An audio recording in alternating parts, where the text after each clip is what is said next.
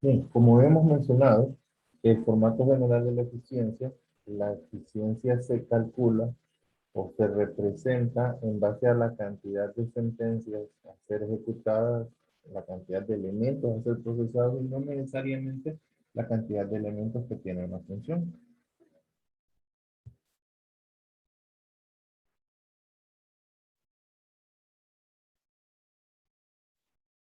Vamos a hablar de lo que es el análisis de rendimiento. La medida del rendimiento de un programa o de un algoritmo se consigue mediante la complejidad del espacio y tiempo, ¿sí? Mediante nosotros medimos cuánto ocupa en espacio y cuál es la complejidad en el tiempo. Vamos a ver qué significa cada una de ellas. La complejidad del espacio de un programa es la cantidad de memoria que se necesita para ejecutarlo, ¿sí? ¿Qué tantos recursos físicos nuestro algoritmo o nuestro programa necesita para ser ejecutado? ¿Sí? Eh, Motores de bases de datos, programas de búsqueda, de reconocimiento, requieren una N cantidad de recursos, aunque en la actualidad, dado la gran cantidad de procesamiento que tienen las computadoras en la actualidad, la complejidad del espacio cada día requiere de menos análisis, ¿verdad? Entonces, la más importante es la complejidad del tiempo. La complejidad en el tiempo de un programa es la cantidad de tiempo de computadora que se necesita para ejecutarlo. Pero no necesariamente cuando hablamos de la complejidad del tiempo es la medición de cuántos segundos, minutos o, o incluso horas el programa necesita. Eso es el tiempo real. Cuando nos referimos al tiempo de computadora es cómo el rendimiento o cómo la ejecución de nuestro algoritmo se va a ver afectado a medida que la cantidad de, de los datos o de la entrada a procesar aumenta. En base a eso nosotros podemos hacer el análisis desde tres puntos de vista diferentes. El peor de los casos, que es cuando nosotros analizamos la situación más extrema que le puede ocurrir a nuestro algoritmo, o sea, cuál es la cantidad más grande de procesamiento que o de entrada de datos que ese algoritmo tendrá que procesar. Ese es el tipo de análisis que más comúnmente se realiza porque siempre nosotros debemos de tratar de estar preparados en base a lo peor que le puede ocurrir a nuestro algoritmo. Entonces, porque todo lo demás estará por debajo de ese análisis y será mejor, ya estaremos preparados. Entonces, normalmente el análisis que se hace para la complejidad del tiempo es en base al peor de los casos. ¿Sí? Ahora, pero también existe el análisis en base al mejor de los casos, que es cómo se comportará nuestro algoritmo en las condiciones óptimas, en las condiciones mínimas de requerimiento. Pues siempre es importante hacer ese tipo de análisis para obtener cierto tipo de respuesta, ¿verdad? Y el tercero de los casos es en el caso promedio, que es cuando nosotros analizamos que no es ni lo más extremo ni lo más óptimo, sino probablemente lo que más comúnmente ocurra. Entonces nosotros podemos hacer esos tres tipos de análisis, aunque el más común, el que normalmente se acostumbra a hacer es el análisis en el peor de los casos. Cuando yo digo, bueno, voy a hacer un algoritmo, un programa para ordenamiento. Entonces, lo que tengo que analizar, bueno, ¿qué pasa si yo le ingreso una entrada de 1 millón de datos? ¿Cuánto se va? Porque yo puedo escoger, seleccionar entre diferentes metodologías, diferentes algoritmos de ordenamiento. Entonces, cada uno de ellos se comportará de manera diferente y es precisamente cuando evalúo el tamaño de la entrada cuando me doy cuenta de eso. A, a ese término de la complejidad en el tiempo se le representa normalmente con TDN, la función del tiempo con respecto a la n, que n es el tamaño de la entrada. La complejidad en el tiempo, complejidad temporal, para que la comprendamos de una manera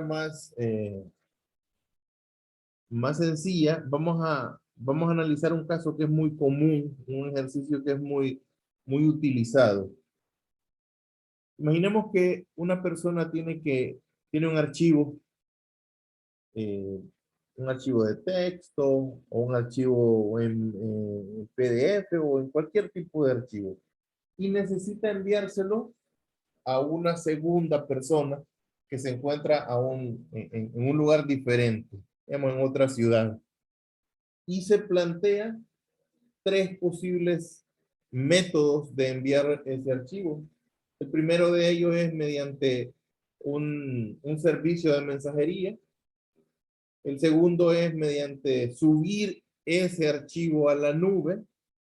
Y el tercero es enviarlo por correo electrónico. A simple vista, podemos nosotros intuir cuál de ellos podría ser el más eficiente. Podemos decir, no, lo mejor es enviarlo por correo electrónico o lo mejor es subirlo a la nube. Y probablemente el de enviarlo por mensajería no se nos cruzaría por la mente que sería un proceso eficiente. Pero vamos a ver qué pasa cuando analizamos el tamaño del archivo versus el tiempo que nos vamos a tardar en hacérselo llegar a esa segunda persona. Si nosotros analizamos primero el servicio de mensajería, ¿qué va a pasar con, digamos que nosotros nos encontramos a una distancia que el servicio de mensajería lo va a recorrer en una hora? Una hora es lo que se va a tardar en cubrir la distancia física entre el punto A y el punto B. Ahora, pero si nosotros llevamos el análisis al archivo, ese servicio de mensajería se tardará lo mismo si el archivo pesa un mega, o si pesa un giga, o si pesa 50 megas, o si pesa 100 gigas, o si pesa un terabyte. Entonces podemos decir, ¿sí?, que el tiempo que ese servicio de mensajería se va a tardar no se encuentra relacionado o no se ve afectado por el tamaño de la entrada, en este caso, ¿sí? El, el servicio de mensajería siempre se va a tardar una hora. Entonces se dice que tiene un comportamiento o una complejidad temporal constante, porque no se ve afectado por el tamaño de la entrada. Siempre va a ser una hora, sin importar si esto pesa un mega o sin importar si el archivo pesa un giga o un tera o lo que sea. Ahora, analicemos el segundo caso, que es subir el archivo a la nube.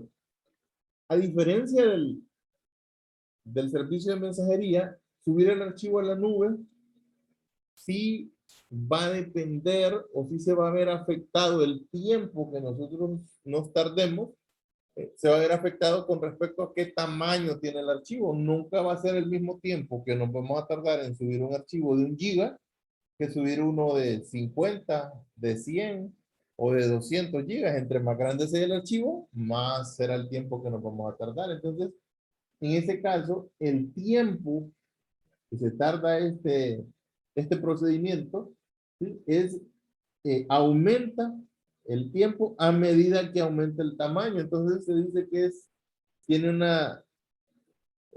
la complejidad del tiempo es lineal, porque a medida que aumentan el tamaño de la entrada, aumenta el tiempo. Y el último de los es enviarlo por correo electrónico. Y aquí nos encontramos con la complejidad de que un correo electrónico no necesariamente va a permitir archivos muy grandes. Entonces, nos encontraríamos con el inconveniente de que probablemente para un archivo pequeño nosotros lo podríamos enviar directamente, pero si el archivo es grande, para cada archivo tendríamos que hacer procesos adicionales de tener que segmentar ese archivo en fracciones que puedan ser enviadas por correo electrónico. Entonces, el tiempo va a ir aumentando mucho, de una manera más significativa que de una forma lineal, porque de una forma lineal es eh, la representación o están directamente relacionados, mientras que en el exponencial, por cada archivo yo tendría que hacer una n cantidad de pasos adicionales. Entonces se dice que tiene un comportamiento o una complejidad exponencial. Tengo que hacer una n cantidad para cada archivo. Entonces, ya si analizamos aquí, vemos que, y asumimos que cada uno de ellos es un algoritmo, entonces podemos ver que el enviar por correo electrónico probablemente nos puede servir cuando la entrada es muy pequeña, pero es ineficiente cuando la entrada es muy grande. Y en el caso de la mensajería, podemos ver que es ineficiente si lo que voy a enviar es algo muy pequeño, pero es altamente eficiente si lo que yo voy a enviar es muy grande. ¿Okay?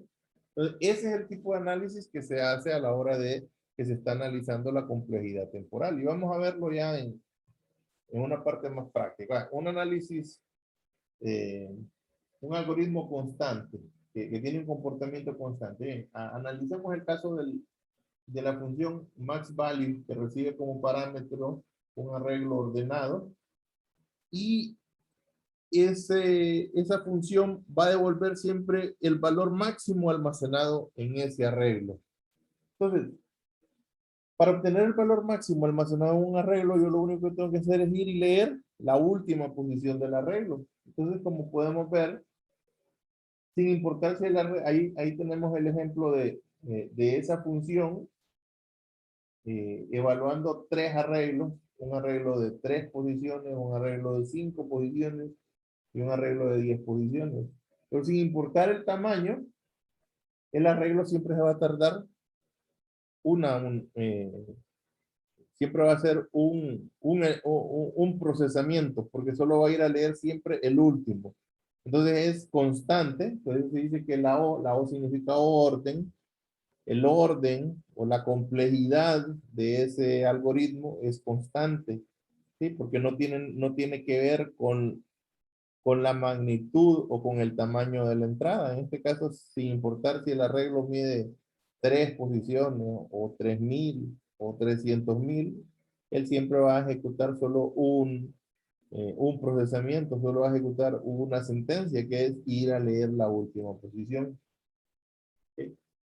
Ahora veamos la lineal. Ahora cambiemos y digamos que en este caso, en la lineal, ya no me interesa leer la última posición, sino que me interesa obtener la sumatoria de todos los elementos presentes en un arreglo.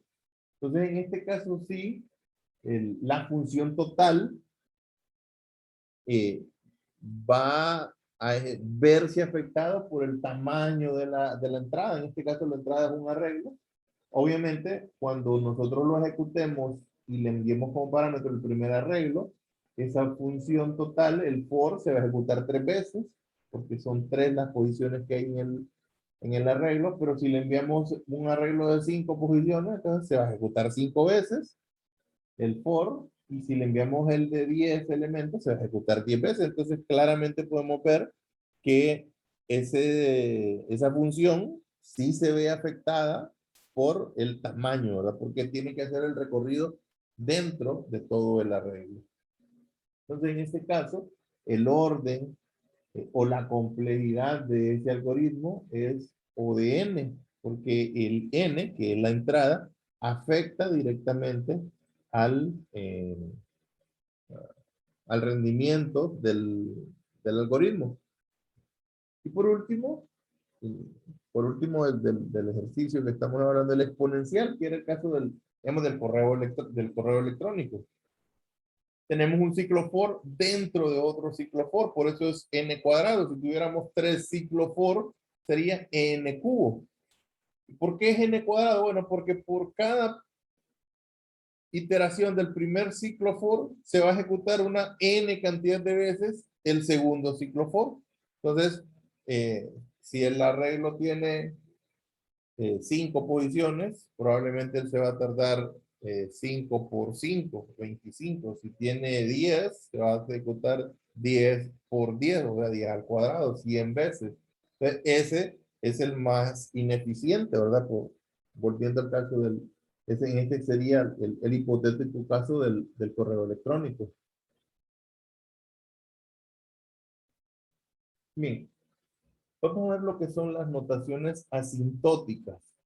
El término asintótico viene de cuando nosotros graficamos una función. Las asíntotas son esas funciones o son esos valores para los cuales una gráfica no, no es continua, ¿sí? Por ejemplo, si nosotros graficamos la función 1 sobre x, x podrá tomar todos los valores a excepción del 0. El 0 se comporta como una asíntota y sin importar el valor que nosotros le demos a x, el resultado de esa función se acercará mucho a 0, pero nunca será 0. ¿Okay? Eso es una asíntota. Una asíntota es una línea que nos marca un límite como tal. En este caso, las notaciones nos marcan los límites superiores o inferiores. Ya vamos a hablar más específicamente de ello. Entonces dice que las notaciones asintóticas son lenguajes que nos permiten analizar el tiempo de ejecución de un algoritmo, identificando su comportamiento si el tamaño de la entrada para el algoritmo aumenta. Esto ya lo mencionamos anteriormente. Esto también se conoce como la tasa de crecimiento del algoritmo. Entonces, las notaciones asíntotas lo que nos permite es representar esa función de crecimiento, ¿sí? De una manera reducida. Vamos a poner un ejemplo. Veamos que tenemos este algoritmo, un algoritmo muy simple. Los algoritmos se miden, ya lo habíamos mencionado, en base a los elementos que se van a ejecutar. Entonces aquí nosotros tenemos cuatro puntos en los cuales se va a ejecutar las inicializaciones. No se toman en cuenta porque realmente no se consideran tiempo de cómputo. Entonces aquí tenemos 4 puntos y 4 tiempos. Si nosotros representáramos esa función, nos quedaría el tiempo 1, que es la inicialización de A, más el tiempo 2 multiplicado por n. ¿Por qué? Porque ese for se va a ejecutar una n cantidad de veces, más el tiempo 3 multiplicado por n, que también se va, ¿por qué multiplicado por n? Porque esa sentencia también se va a ejecutar n cantidad de veces, más el tiempo 4. Ahora, esas expresiones a veces tienden a ser un poco complicadas, ¿verdad? Obviamente, entre más grande sea el algoritmo, más complicada se volverá. Y normalmente a la hora de que lo que nosotros andamos buscando es medir el rendimiento, no son tan significativas. Entonces, la notación asintótica lo que nos permite es expresar esa función de una manera más reducida, de una manera más simplificada. Así como un ejemplo sería, así como nosotros redondeamos pi a 3.14, sabiendo que el valor de pi, o 3.1416, sabiendo que el valor de pi realmente no es 3.1416, pero reconociendo que ese valor es lo suficientemente significativo para permitirnos realizar cálculos que sean bastante exactos. ¿Okay? Entonces, eso es lo que busca la notación asintótica, que yo pueda representar esa función polinómica que es muy extensa, la pueda representar en función de cuál es el término que más impacto tiene en el rendimiento. ¿Okay? Entonces, yo puedo decir asintóticamente que la función del tiempo es igual a n. Ya vamos a explicar por qué razón a T de n es igual a n. ¿Okay? Entonces, una función asintótica es una representación reducida, una simplificada de una función de complejidad o de la función de complejidad de un algoritmo.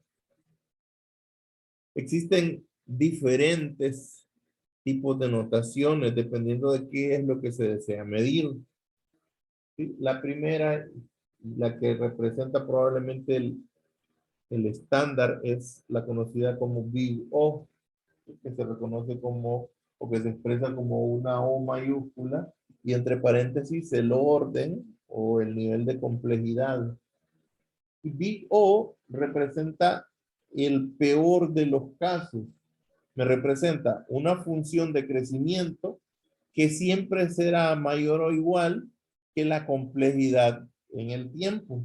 ¿Sí? Entonces, nunca mi complejidad va a sobrepasar. Entonces, yo puedo expresarlo con toda la confianza de que yo sé que cualquier resultado de ese algoritmo siempre estará dentro de esa función. También tenemos little o la O pequeña, ¿sí? Que representa como una O minúscula.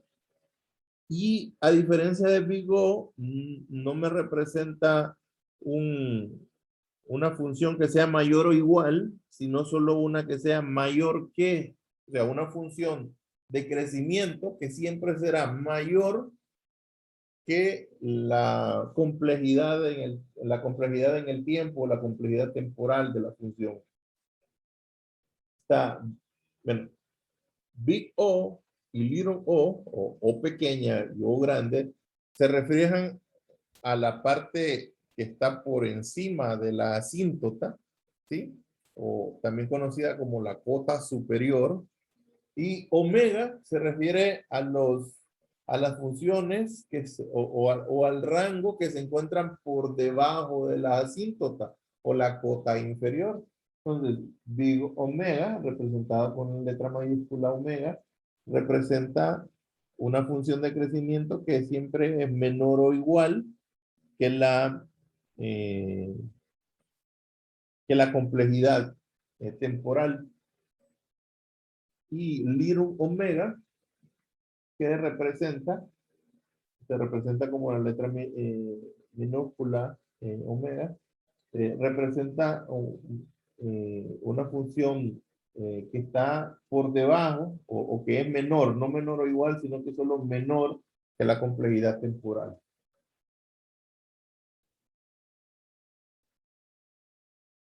Vamos a ver. Imaginemos que nosotros tenemos un algoritmo y lo medimos, lo corremos n cantidad de veces y vamos graficando en el tiempo a medida que aumentamos el tamaño, cuál es el comportamiento que va teniendo. Medimos en segundos exactos cuál es el tiempo. ¿Sí? Mismo tenemos lo que va a ocurrir con esa función es que vaya, incluso si yo la ejecuto 2 o 3 veces utilizando el mismo tamaño, no necesariamente voy a tener el mismo tiempo. ¿Por qué? Bueno, porque como habíamos hablado anteriormente, ahí se involucran factores externos a solo lo que es el algoritmo como tal, como los recursos propios de la máquina, el tipo o arquitectura de la máquina en que está. Entonces, los tiempos nunca tienden a ser exactos. Entonces, la notación Big O, ¿qué es lo que me representa? Bueno, me representa cuál sería el máximo posible valor ¿eh? Que yo puedo obtener con eso, con esa función. Entonces, representando Big O, yo puedo estar seguro que ese algoritmo nunca se va a salir de ese rango que me representa la función Big O.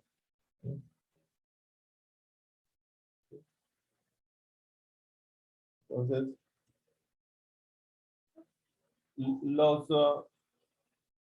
las funciones más o las representaciones más comunes de Big O es, digamos, cuando nosotros nos referimos a un algoritmo tiene una complejidad constante, entonces vamos a decir que es Big O de 1, en donde 1 significa precisamente eso, una constante, puede ser 5, 10, 15, 20, no vamos a poner el número de que esa constante representa, no vamos a poner, por ejemplo, si nos tarda 2 horas, 3 horas, 4 horas, 5 horas, sino que vamos a poner el 1 representando que es una constante, como era el caso de cuando nosotros enviamos por mensajería, ¿verdad? El tiempo va a ser constante, va a ser 1, 2, 3, 4 horas, sin importar si es 1 giga, 2 gigas, 3 gigas, 4 gigas, siempre va a ser constante. Entonces el 1 significa una constante.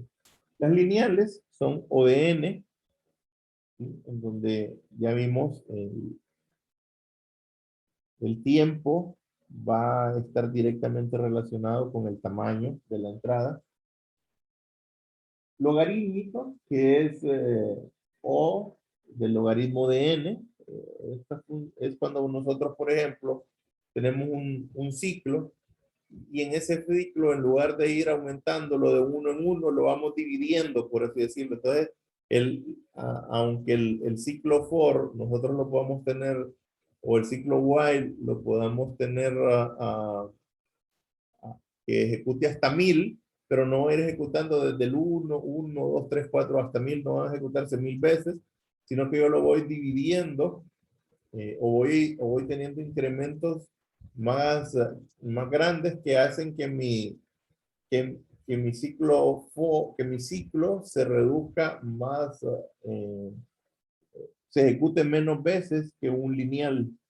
Y el cuadrático, pues ya mencionamos que es cuando tenemos un ciclo for o un ciclo en general dentro de otro ciclo, ¿verdad? Entonces, que para cada iteración del primer ciclo se debe ejecutar una n cantidad de iteraciones. Ese es el, el tipo de algoritmo que nosotros tenemos que estar conscientes que será el más ineficiente, ¿verdad? Que también tenemos que estar claros que a veces es la única solución, ¿verdad? No significa que es que yo no lo deba de utilizar, sino que debo utilizarlo solo cuando sea estrictamente necesario que utilice ese tipo de algoritmo.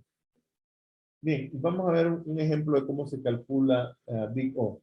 Digamos que tenemos una función temporal que está representada como un medio de n multiplicado por n más 1. Entonces, matemáticamente lo, lo, lo resolvemos multiplicándole un medio de n por lo que está dentro, nos queda un medio de n al cuadrado más un medio de n. Ahora, en Vigo, las constantes o los coeficientes no son necesarios. Entonces, nos deshacemos de esos coeficientes. Y una vez que tenemos solo las variables, nos fijamos cuál es la variable que más impacto tiene sobre el rendimiento. Ya nosotros vimos que las constantes tienen un impacto menor que las logarítmicas y las logarítmicas tienen un impacto menor que las lineales y las lineales tienen un impacto menor que las exponenciales. Entonces, en este caso tenemos un exponencial y un lineal. Entonces nos quedamos solo con el término mayor, que en este caso sería el n cuadrado. Entonces, la representación big O de la función f de un medio de n por n más 1, ¿sí? Sería O de n cuadrado. ¿Por qué? Bueno, solo nos interesa para representarlo en términos de big O, solo nos interesa el n cuadrado porque ese es el término que más impacto va a tener o que más va a repercutir en el rendimiento de nuestra función. ¿Sí? Un segundo ejemplo de cómo convertir una función T de n a big O. Aquí tenemos una función que tiene una n cantidad de coeficientes por una determinada cantidad de exponenciales. Entonces, lo primero que hacemos es deshacernos de los coeficientes. Solo necesitamos las constantes a nivel de funciones, que sí sabemos que son importantes, pero a nivel de Vigo no. Y nos quedamos con el exponencial, que es que es el más grande. En este caso, n de k es el exponencial más grande. Entonces, la función reducida sería n de k, porque no importa que yo tenga un n al cubo, si yo tengo un n a la 4, ese n a la 4 impactará más en el rendimiento que el n al cubo. O si yo tengo un n cuadrado y un logaritmo, el logaritmo impacta menos, entonces me quedo con el n cuadrado. Entonces siempre vamos a buscar de las funciones ah, de los elementos que nos quedaron, cuál es el más significativo. Y ese es el que va a representar el a la función. Bien, eso sería lo que es, con eso terminaríamos la parte de lo que es análisis de algoritmos.